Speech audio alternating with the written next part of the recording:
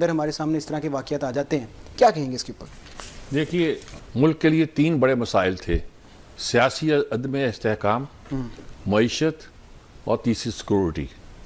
और इनमें सबसे ज़्यादा अहम सिक्योरिटी का मसला था। और सिक्योरिटी का मसला गाहे गाहे बलूचिस्तान में और खैबर पख्तूनख्वा के ख़ास तौर पर ट्राइबल बेल्ट में पैदा होता रहता था। ये जो पारा चनार के इलाके का मसला पैदा हुआ है, एक सड़क पैदा हुई है, उससे पैदा हुआ है, ये पहली बार नहीं हुआ है। इससे पहले भी ये वाक़यात होते रहते थे, सड़क आखिर बंद करना पड़ी। सवाल ये है कि इसको ज़िंदगी को हम नॉर्मल कैसे करेंगे। बलूचिस्तान में भी सूरत हाल ये है कि जिस तरह लोग शहीद हो रहे हैं और मुसल्लह अफवाज के लोग शहीद हो रहे हैं और जिस तरह बेदरेग वो कत्ल व गारतगरी कर रहे हैं, उसमें फिर ऑल आउट जाना पड़ेगा और ऑल आउट जाने के अलावा कोई चाराकार नहीं होगा।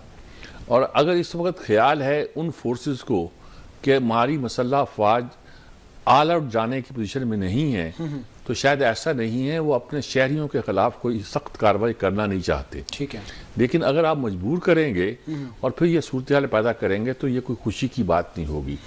इस वक्त आप किसी से बात करें, लोग तालिबान का नाम या तालिबान की जो काबुल हुकूमत का नाम, काबुल हुकूमत को तो अमेरिका ने तस्लीम नहीं किया, वहां से जूते खा के गए हैं और सारा मलबा हम पे डाल दिया है। ठीक है, उनके भागे हुए भगौड़े लोग जो थे वो हमारे एयरपोर्टों के जरिए और हमारे होटलों में टोटल बुकिंग उन दिनों रहती थी, यहाँ से फ्लाई करके गए हैं यूरोप में या अमेरिका में।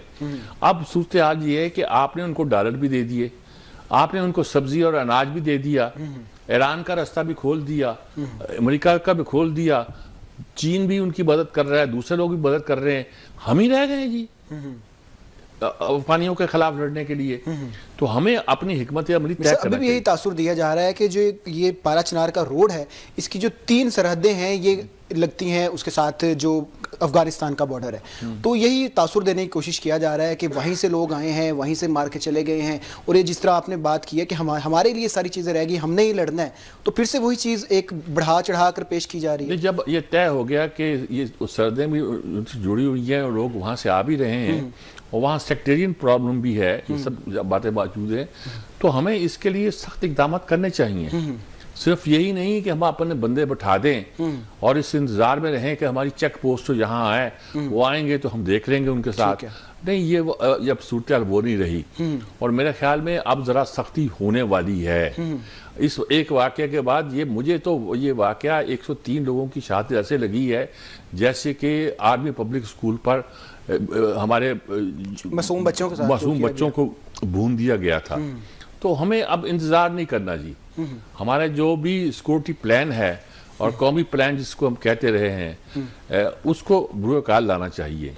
और अगर हम ये नहीं करते तो हम एक रियासत के तौर पर बाकी रहना हमारा कोई बनता नहीं है। ठीक और हमें यकीनी तौर पर इस सिलसिले में कि ये हमारे शहरी नहीं होंगे जो इन सब आम बातों में मुलव्वस होंगे। ठीक है, और वो क्यों होते हैं, कैसे होते हैं, कहाँ तैयार किए जाते हैं, कहाँ उनकी तरबियत होती है, कौन करता है, उनकी पुष्ट पे कौन होता है, और जहाँ वो होते हैं सिर्फ वही तरबियत होती है या वहाँ कोई और भी तरबियत उनकी करता है। ये सारी बातें हमें सिर्फ देखनी नहीं है और सिर्फ बयानात नहीं देने कि हम देख लेंगे, निबड़ लेंगे और रियासत छोड़ेगी नहीं।